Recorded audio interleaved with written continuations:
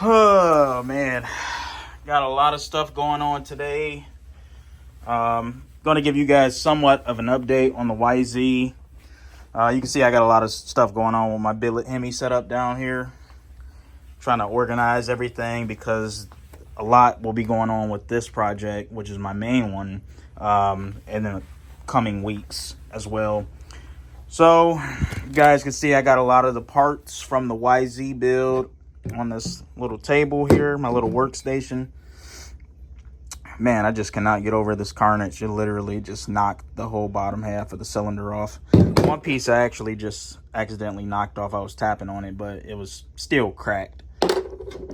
But the more that I'm starting to look at this now, I am starting to think that this was just pure rod failure, just because of the amount of horsepower that I'm pushing. So you can see that rod didn't like almost 24 pounds of boost on the spicy tune-up at, what was it, like 11,000 RPM. Once again, I was going like 133 when this happened on the freeway. I wish I could have had a measurement for the actual rate of acceleration though, because this thing was fucking moving.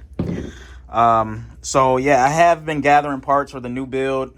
If you guys follow my Instagram, you'll know that I think I'm actually leaning more towards taking it back to the basics with this stuff.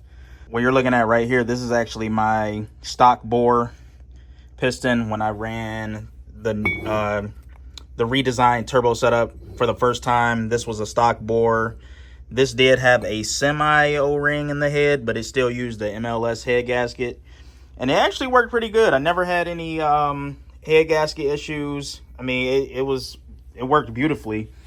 So you can see this is the piston from that setup right here, rod. Same exact rod that I got on this crank right here. This is the same crank that I ran with that setup. Same exact rod. The only difference is that this was a big bore piston right here. This is a Carrillo 14.3-to-1 piston. Stock cams, of course. Well, I guess the one difference that was on this setup is that I actually had a set of stock OEM cams that had some overlap taken out of them. So I actually took out literally half the amount of overlap that the stock cams have. And that was actually problematic when I tried to run those cams on the new big bore setup, because I was running into an issue where when trying to crank this thing, it was just, you know, it was fighting the compression. Too much compression. I ended up pulling my hair out, trying to figure out what was going on. I checked the battery, changed the starter cables, everything. And then my last resort was just putting a set of stock cams back in it, and that completely fixed my issue. So now I know that it was because the engine was making too much dynamic compression. So the plan right now, I think I'm gonna go back with the stock bore setup.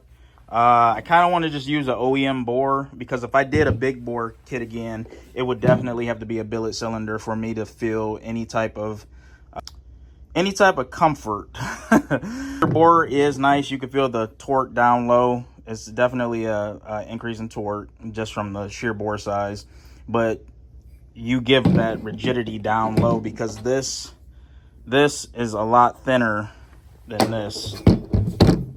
It's a lot thinner than that. You can actually see, I'll line those two up. Need to put a set of calipers on it so I can actually get a measurement, but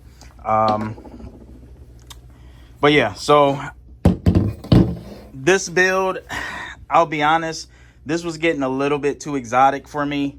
The whole purpose of doing this was to do it on somewhat of a stockish style parts, I guess you could say.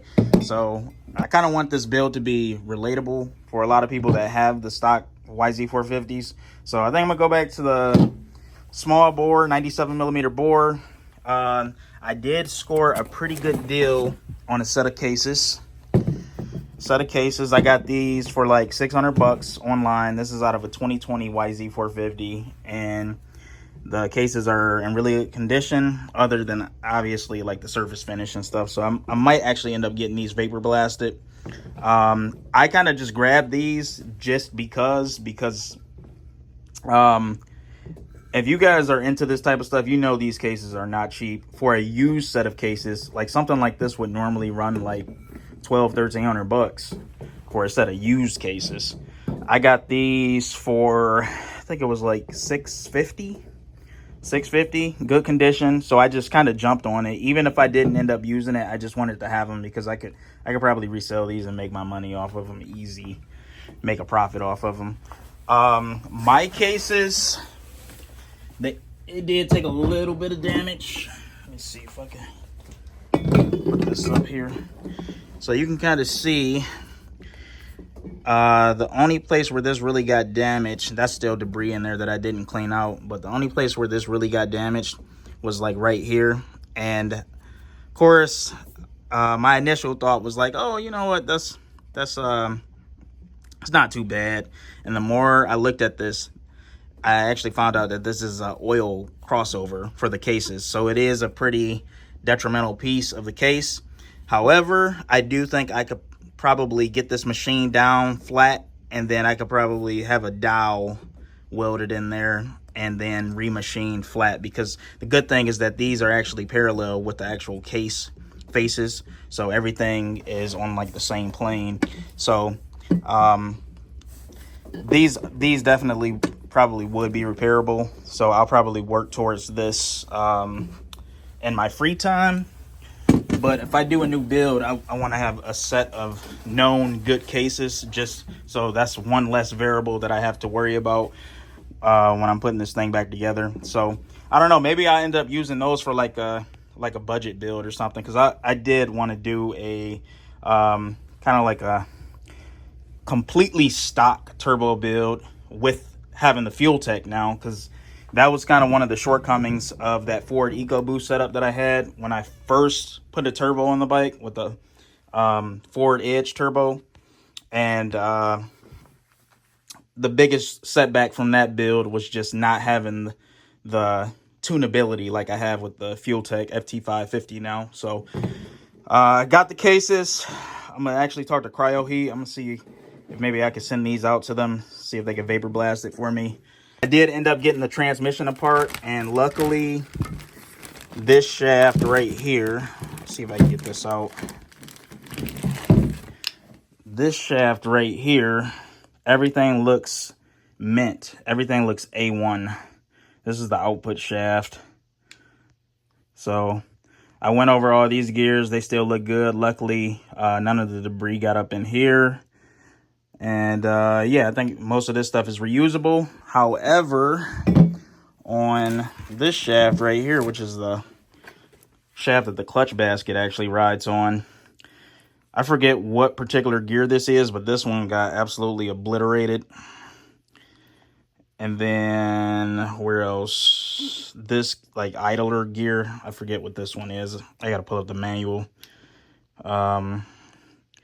The dogs got rounded off on this again. You can kind of see right there. So I think I'll probably, at the very least, I'll replace this gear right here, and then this idler gear.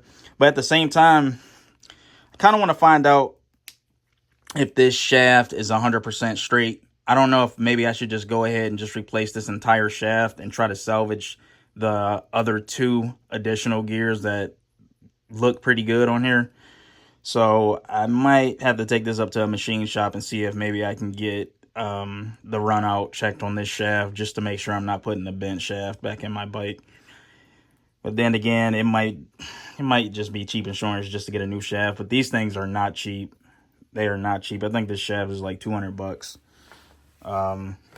So there's that. Obviously, every time I do a new build, it always gets new bearings. I don't reuse these bearings. It's just cheap insurance just to replace them. As far as the cylinder head goes, this, I'm not really too certain if I want to go back with the copperhead gasket on this, because I'll be honest, this was kind of a pain, to be honest. Because I kept having issues where this thing wasn't sealing up, and this really isn't a true top fuel hoop either. This has a very, very small gap in it, And, you know, if I did it again, I actually want it to be a one-piece hoop with no brakes in it, because that's just the way to do things. That's actually the same setup that I have on my Hemi. You can kind of see how the liners have like received. So let me take these rockers off of here. Put that up there for the time being. And I actually want to flip this head over so I can show you guys an example of what I'm meaning. So you can see how this chamber actually has a single one-piece billet ring, no brakes in it. It's not actual, like, I forget the stainless wire that they usually use that has like a little small brake in it. This is 100% one piece, no brakes. So, so I did end up talking to the guys over at Crankworks, and the owner over there actually reached out to me, and it seems to be that they actually make a larger rod, or he can make me a larger rod, a much beefier rod. Because what a lot of people don't know, this turbo stuff is actually really prevalent in the snow bike community. So I guess a few of the KTM snow bike guys, they have kind of, you know, went down this road before. And he showed me a few example pictures of the difference in the actual section width of the rod. And I'll drop that in the video right now so you can see the difference.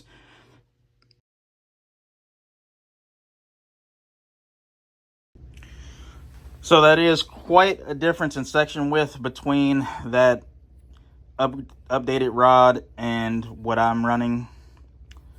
So look forward to upgrading to that. But at the same time, like I mentioned before, my 5,000 horsepower street Hemi build for my S10 Extreme that some of you guys have also been following, that's in full swing. Twin turbos, and this is something that I'm really looking forward to having out this year. So I'm more so just trying to juggle between the YZ build and then the truck build, because, you know, the more custom these parts are, the more expensive they are. That's why I'm trying to just more so take it back to the basics with this setup, because the 450 bore setup, it just worked. It just worked. I didn't really have many issues out of this setup. The shortcomings of that setup at the time was more so valve train related, and most of it had to deal with because I was still running the OEM titanium valves. So you can see in this head, I've actually upgraded to the Ferreira, much better valve, titanium intake and exhaust. These valves are actually larger than stock. If I'm not mistaken, I think they're like plus 2 millimeters or plus 3 millimeters. So that might actually have to be something that I'll have to change, because I don't know if a 450cc stock bore piston will actually accommodate it. And I really don't want to have to open up these valve reliefs, because the more material I can leave in, especially around this crown area, the better. Because as this gets thinner right here to accommodate a larger diameter valve, this actually becomes a point for detonation to occur, because it acts as like a hot spot. So I don't know if I'll sell this head,